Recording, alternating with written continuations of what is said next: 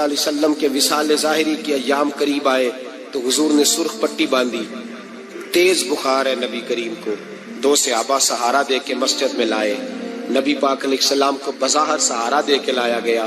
کریم رسول نے لوگوں کو جمع کیا، حضور آج کیا ہونے والا ہے، آج کیا کہا جائے گا، آج کس لیے میٹنگ بلائی ہے؟ نبی کریم کے کل صحابہ جب مسجد میں جمع ہوئے تو کھچا کھچ مسجد بھری ہے۔ وصال ظاہری سے چند یوم پہلے کی بات، نبی پاک نے فرمایا آج تمہیں کوئی جہاد کی ترغیب نہیں دینی، آج کوئی نیا پیغام نہیں دینا، آج تمہیں بتانا ہے کہ رب نے اپنے بندے کو اختیار دیا ہے، چاہے تو دنیا میں رہے، چاہے تو اس کی بارگاہ میں حاضر ہو جائے۔ اس عبد نے بارگاہ ربوبیت کی طرف لوٹنے کا ارادہ کر لیا ہے۔ حضرت صدیق اکبر رونے لگے تو صحابہ نے کہا تمہیں کیا ہوا؟ کہنے لگے سمجھ نہیں رہے، کسی کی بات نہیں کر رہے، نبی پاک تو اپنی بات فرما رہے ہیں، اس نے جانے کا ارادہ کر لیا۔ سنیے میرے بھائی، محبوب پاک نے فرمایا بھائی کسی شخص کو میری طرف سے کوئی تکلیف پہنچی ہو تو بدلہ لے سکتا ہے، بدلہ لے سکتا ہے، کسی کو تکلیف پہنچی ہو۔ صحابہ پھوٹ کے رونے لگے، محبوبہ کرم ہی کرم ہوا ہے، رحمت ہی رحمت آئی، آپ کے بارے میں گمان کرنے والا بھی دائرہ ایمان سے نکل جائے۔ حضور آپ کیا فرما رہے ہیں؟ فرمایا نہیں بھائی اٹھو۔ پیچھے سے جناب عکاشہ بن محصن اٹھے، ہاتھ کانپتے ہیں آگے بڑھے، کہنے لگے یا رسول اللہ ایک جنگ کے موقع پر آپ نے درہ مارا تھا، ننگی پیٹھ پر صفیں سیدھی کراتے، بات دل میں رہ گئی ہے، میں نے بدلہ لینا ہے۔ نبی کریم نے فرمایا بلال دوڑ کے جاؤ، فاطمہ کے گھر درہ پڑا ہے، درہ لاؤ۔ سیدنا بلال حبشی کہتے میں گیا، دستک دی سیدہ طیبہ طاہرہ، حضرت فاطمہ فرمانے لگی بلال کیسے آئے ہو؟ اماں جی وہ درہ چاہیے تھا۔ سیدہ کو تشویش ہوئی، کہنے لگے بلال نہ تو جنگ پہ جانا ہے، نہ جہاد ہے، نہ کوئی ایسا موقع ہے، حضور کی تو طبیعت مبارک بظاہر بڑی علیل ہے، درہ کیا کریں گے؟ حضرت بلال عرض کرنے لگے اماں جی ایک صحابی بدلہ لینے لگے ہیں، صاحب طبقات نے جملے لکھے ہیں، کہتے ہیں بی بی صاحبہ نے درہ بھی دیا اور امام حسن حسین کو بھی باہر نکالا۔ فرمانے لگی عکاشہ سے کہنا 100 درے مارے، ان 2 شہزادوں کے جسم پر نبی پاک کے قریب نہ جائے، میں نے 2 بچے پیدا ہی اپنے محبوب پر قربان کرنے کے لیے کیے، ان کو لے جائے۔ حضرت بلال کہتے میں 2 شہزادے لے کے آیا، اور جب دروازے میں میں لے کے پہنچا تو نبی پاک نے دیکھا تو آنکھوں میں آنسو آ گئے۔ فرمایا ان کو بٹھا دو، مجھے پتا ہے فاطمہ نے کیا کہہ کے بھیجا ہے۔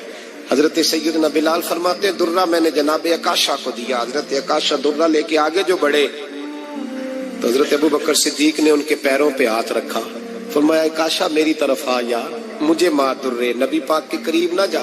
مصطفیٰ کریم نے فرمایا ابو بکر تو ہٹ جا، اسے آنے دے۔ فرماتے میں چند قدم آگے گیا تو مولا علی شیر خدا نے میرے پیر پہ ہاتھ رکھا، کہنے لگے عکاشہ سوچ تو صحیح تو کیا کر رہا ہے؟ حضور نے فرمایا علی ہٹ جاؤ، میرا اور ان کا معاملہ ہے۔ جناب عکاشہ آگے بڑھ رہے، نبی کریم نے فرمایا میں اپنی امت کو درس دینا چاہتا ہوں، خبردار خبردار زندگی میں تمہارے ہاتھ سے زبان سے کسی کو تکلیف نہ پہنچنے پائے، خبردار یاد رکھنا وہ معاشرے بگڑ جاتے ہیں، وہ معاشرے تباہ کر دیے جاتے ہیں جہاں ظلم ہوتا ہے، جہاں زیادتی ہوتی ہے، جہاں لوگوں کو ستایا جاتا ہے۔ محبوب کریم کے قریب آئے حضرت عکاشہ کا، حضور میری پیٹھ ننگی تھی، آپ بھی ذرا کپڑا ہٹائیے۔ نبی کریم نے پیٹھ سے کپڑا ہٹایا، جناب عکاشہ نے درہ جو اٹھایا تو صحابہ کی چیخیں نکلی، حضرت عکاشہ نے درہ دور پھینکا، حضور کے بطن اطہر سے لپٹ گئے، چومنے لگے، کہنے لگے حضور وہ تو صفیں سیدھی کراتے لگ گیا تھا، آپ نے کہاں مارا تھا؟ یا رسول اللہ میں تو بہانہ بنا رہا تھا کہ جاتی دفعہ مجھے وجود چومنے کا موقع نصیب ہو جائے، مجھے یہ موقع نصیب ہو جائے۔ میرے حبیب نے فرمایا جس نے جنتی دیکھنا ہو میرے عکاشہ کی زیارت کر لے۔ بھائی ظلم کا دروازہ کھلا ہوا ہے اور لوگ بھول جاتے ہیں زیادتی کرتے ہوئے، وہ بہو سے ہی کیوں نہ کریں، وہ اپنے گھر کے بھول جاتے ہیں کہ شاید پوچھنے والا کوئی نہیں، شاید میزان نہیں لگے گا۔ ایران کے بادشاہ نے اپنے بیٹے کو پڑھانے کے لیے ایک استاد صاحب کا بندوبست کیا۔ استاد صاحب کو کہا کہ میرے بچے کو دین پڑھائیے، میں چاہتا ہوں کل اس نے عنان حکومت کو سنبھالنا ہے تو یہ دین سے آگاہ ہو جائے، اس کو کچھ سکھائیے پڑھائیے۔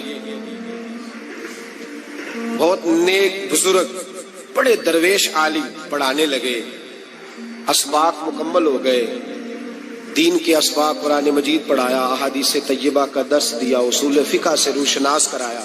جب بچے نے مکمل تعلیم حاصل کر لی اور آمین ہو گئی، دستار ہو گئی، فارغ ہو گئے، تو پھر ایک دن استاد صاحب نے کہا بیٹے کل تم نے ضرور آنا ہے، کچھ بات کرنی ہے۔ شہزادہ گیا ملنے استاد صاحب سے، استاد صاحب نے کنڈی لگا لی، ہاتھ میں درہ پکڑ لیا، مار مار کے پورے وجود کو زخمی کر دیا، کوئی غلطی نہیں، کوئی بات نہیں، مارا۔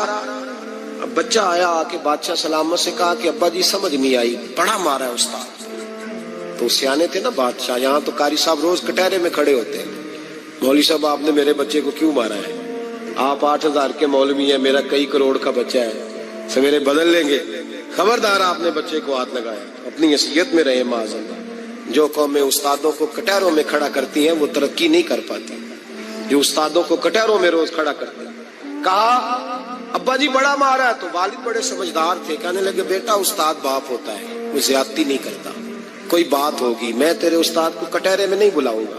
اماں سے بات کی، اماں کہنے لگی بیٹا میں تیرے باپ سے کیسے بات کروں، ڈر آتا۔ وقت گزر گیا، 22 سال بیت گئے،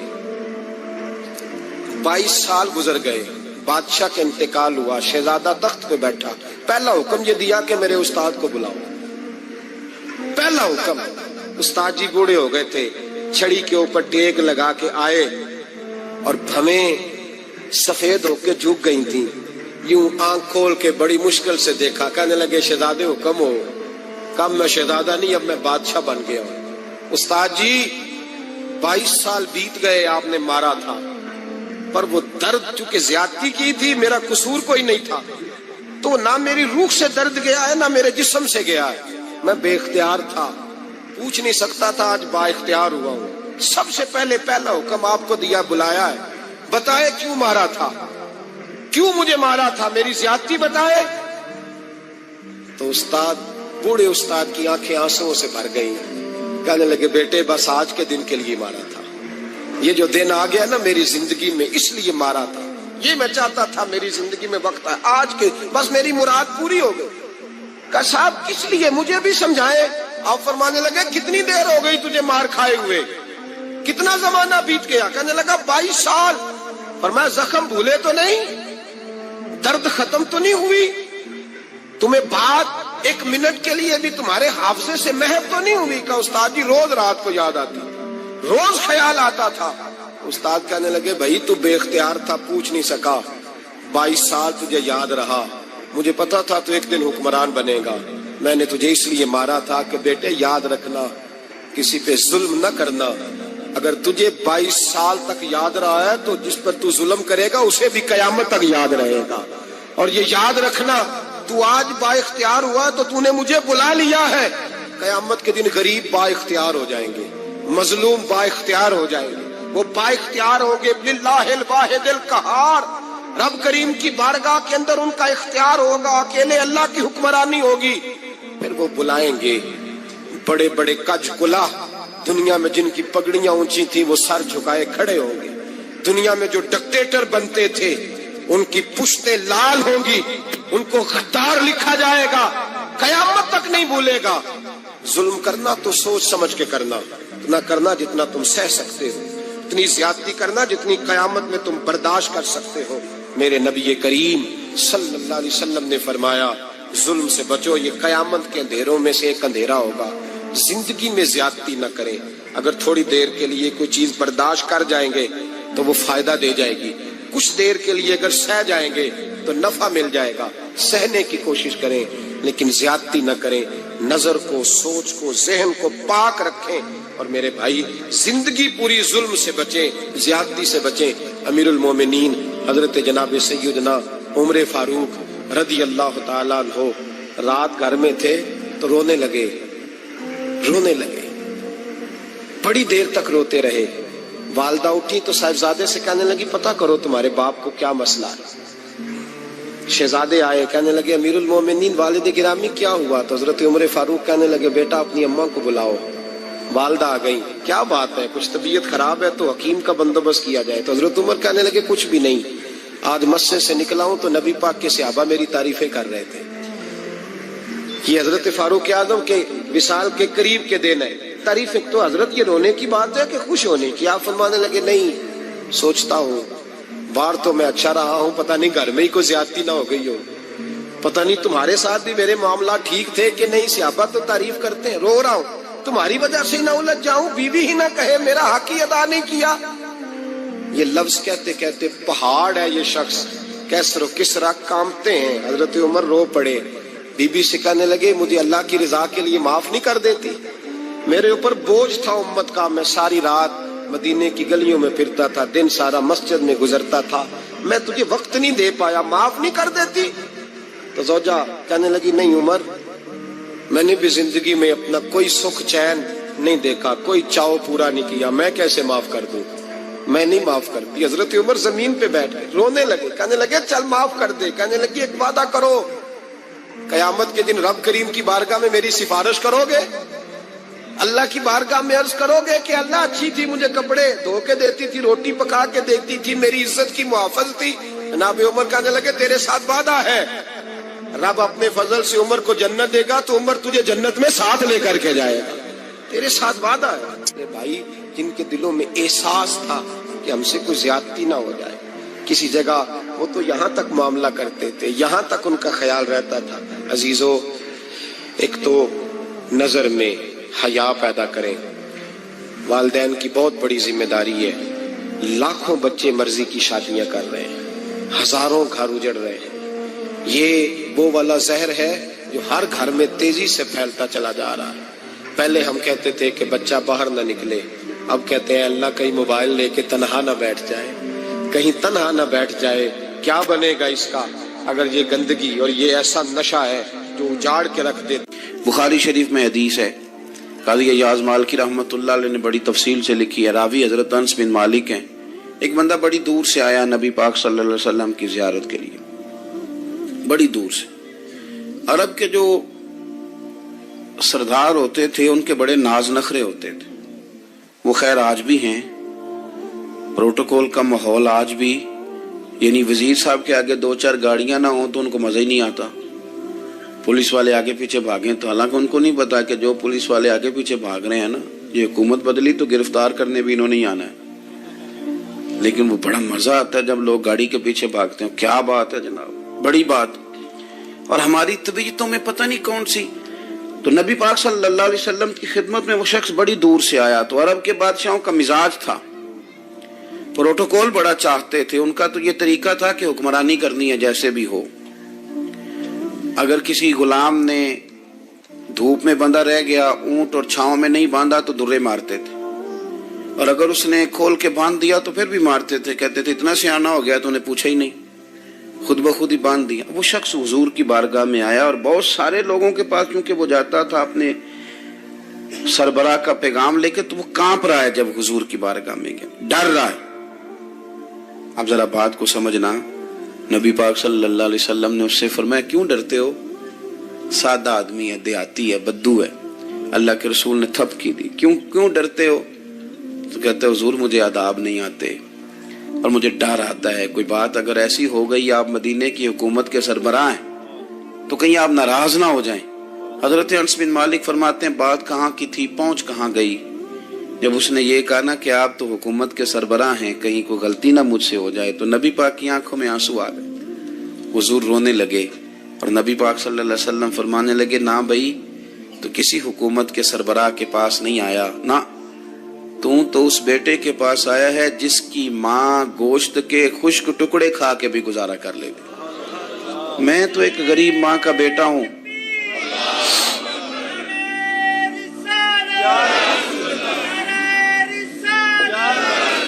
भाई अगर आपका ये ज़ौक बन जाए, देखो ना आज तो लोग भूल जाते हैं ना, कपड़े बदल लेते हैं तो वो समझते हैं कि शायद सारा कुछ ही बदल गया, यानी गांवों से आकर पढ़ने वाले भूल ही गए हैं कि किसकी माँ ने कितना जेवर बेचा था। लोग भूल जाते हैं चीज़ों को, अपने माजी को याद रखें, आप लोगों के साथ प्यार करें, आप लोगों को मौका दें, आप थोड़ी सी और कोशिश करें उस शख्स तक जाने की जो आपको मायूस नजर आ रहा है, परेशान नजर आ रहा है। ये हमें मिलाद वाले महबूब सल्लल्लाहु अलैहि वसल्लम ने दरस दिया। एक और पहलू, हुजूर सैयद आलम सल्लल्लाहु अलैहि वसल्लम ने, हमारे यहाँ ना अभी भी बरादरी की तकसीम है, अभी भी اور کچھ میں نے ایسے کمزور لوگ بھی دیکھے. یہ اس طرح کی حرکتیں ہارے ہوئے لوگ کرتے ہیں.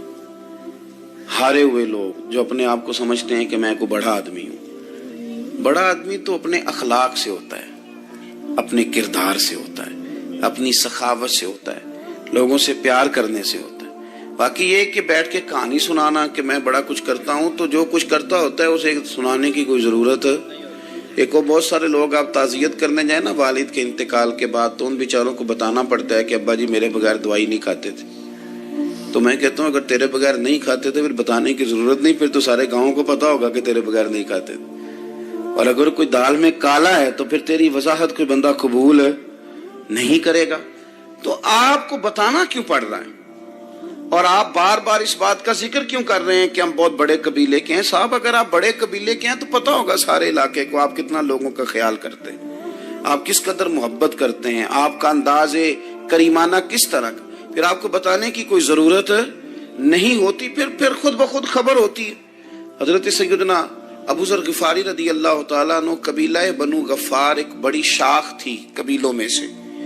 جو لوگ اس زمانے میں مالدار قبیلوں سے تعلق رکھتے تھے ان میں سے ایک بڑا نام تھا. ساری زندگی چودراہٹ کی, لیکن میلاد ایک انقلاب کا نام ہے.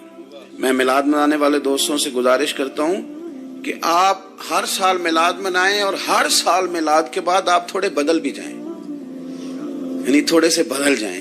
کچھ لوگ کہیں یار یہ داڑھی میں نے نا 12 ربیع الاول والے دن رکھی تھی, یہ میری میلاد والی داڑھی ہے. اور داڑھی رکھیں بھی نبی پاک کی مرضی کی. کس کی مرضی کی؟ نہ ناراض ہو جائے جی میں ٹور چلا بس. کس مرضی کی جی؟ اپنی مرضی کے نہیں. داڑھی کا وزن کو نہیں ہوتا کہ پوری مٹھی رکھیں گے تو آپ کو کوئی دقت ہوگی, کوئی وزن نہیں. پوری رکھیں, جو حضور کا طریقہ مبارکہ ہے جو ہمیں ملتا ہے اس پر آپ توجہ فرمائیں. تو میں جو بات عرض کرنے جا رہا ہوں وہ میلاد انقلاب ہے. حضور سید عالم صلی اللہ علیہ وسلم کی بارگاہ میں آنے سے پہلے لوگ کچھ اور ہوتے تھے, اور یہاں سے ہو کے جاتے تھے تو پھر ان میں تبدیلی آتی تھی.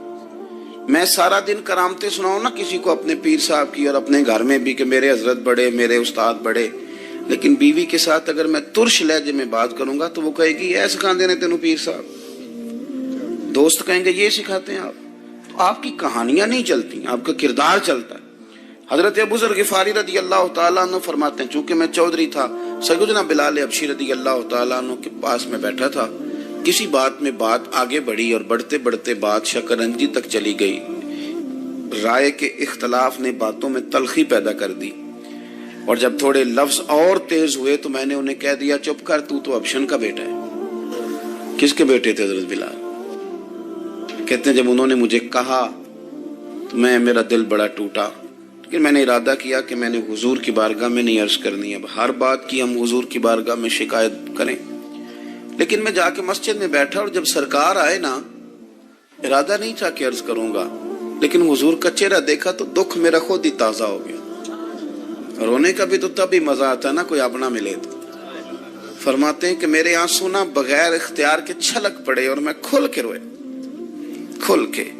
قربان جاؤں محبوب کے بھی حضور نے پاس نہیں بلایا, بلکہ نبی پاک اٹھ کے خود میرے پاس آئے اور مجھے کندھوں سے پکڑ کے سینے سے لگایا. اور جب میں کھل کے رو لیا تو حضور میرے آنسو پوچھنے لگے. کچھ شعر ایسے ہوتے ہیں جو کسی نے کہے ہوتے ہیں, اور کہنے والا جو ہوتا ہے وہ صاحب حال ہوتا ہے, تو اس میں کچھ خوبصورتی زیادہ ہی ہو جاتی ہے. ایک پنجابی کے شاعر ہمارے گجرات میں گزرے, بزرگ تھے, ان کا ایک شعر ہے, وہ کہتے ہیں ایک باری میری آنکھیاں چوں اونا نے اتھرو پونجے سن. ایک باری میری آنکھیاں چوں اونا نے اتھرو پونجے سن, ہن تے چسکا پی گیا رونے دا. ایک باری میری آنکھیاں چوں اونا نے اتھرو پونجے سن, ہن تے چسکا پی گیا رونے دا, تے ہر ویلے آہو زاری دا. تو میں روز رونے لگا ہوں. مزہ ہی بڑا آیا ہے جب سے محبوب نے چپ کرانا شروع کیا میرے عزیز. اور پھر حضرت بلال حبشی رضی اللہ تعالیٰ عنہ چونکہ حضور کے غلام تھے, اور انہیں پتا تھا کہ سرکار میری ناز برداری کرتے ہیں, حضور نے چپ کرایا. فرمایا کیوں روتے ہو؟ تو عرض کرنے لگے یا رسول اللہ صلی اللہ علیہ وسلم, اگر میں ابشن کا بیٹا ہوں تو میری تو غلطی کوئی نہیں نا, یہ تو تقسیم اللہ کی ہے نا. الذی خلقک فسواک فعدلک فی ای صورت ما شاء رکبک. جس طرح وہ چاہتا ہے، جس کو چاہتا ہے اس طرح کی اس کی صورت بنا دیتا ہے. تو مجھے ابشن کا بیٹا کہا جاتا ہے، میری غلطی کیا ہے؟ حضرت بلال نے بھی نہیں بتایا کس نے کہا. لیکن نبی پاک صلی اللہ علیہ وسلم نے کیا فرمایا؟ امام یوسف صالحی نے لکھا ہے، ذرا غور کرنا بات پر. تسلیاں لوگ اور رنگ میں بھی دیتے ہیں، پر یہ تسلی بڑی انوکھی ہے. حضور فرمانے لگے، بلال اگر تو ابشن کا بیٹا تو پریشان کیوں ہوتا ہے؟ کالے رنگ والی ماں کا بیٹا ہے تو پریشان کیوں ہوتا ہے اگر تیری والدہ کا رنگ کالا ہے تو؟ عرض کی، حضور آپ کیا فرمانا چاہتے ہیں؟ تو سرکار فرمانے لگے، میں دو ماؤں کا بیٹا ہوں. ایک جناب آمنہ جنہوں نے مجھے پیدا کیا، اور ایک حضرت ام ایمن جنہوں نے میری پرورش کی، مجھے بڑا کیا. حضور فرمانے لگے، میری ماں آمنہ کا رنگ گورا تھا اور میری ماں ام ایمن کا رنگ کالا ہے.